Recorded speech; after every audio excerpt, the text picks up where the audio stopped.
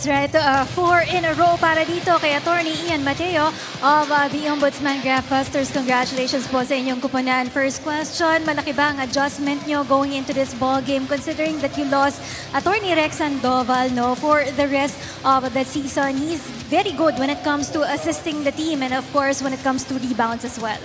Unang-una sa lahat, dinededicate namin itong larong to para kay Assistant Ombudsman Rex Sandoval kasi isa siya sa mga main man ng team namin. So malaking kawalan siya sa team. So kaming lahat on our part, kailangan namin mag-adjust. Kailangan namin i-fill in yung position niya sa team. Kung ano yung role niya, kailangan namin gampanan.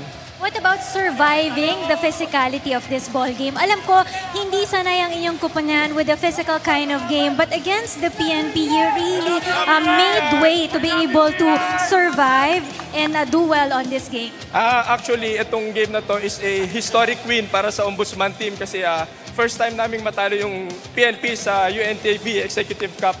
So this game, crucial talaga to sa amin para makapasok kami sa second round. So it is a must-win game for the team Ombudsman.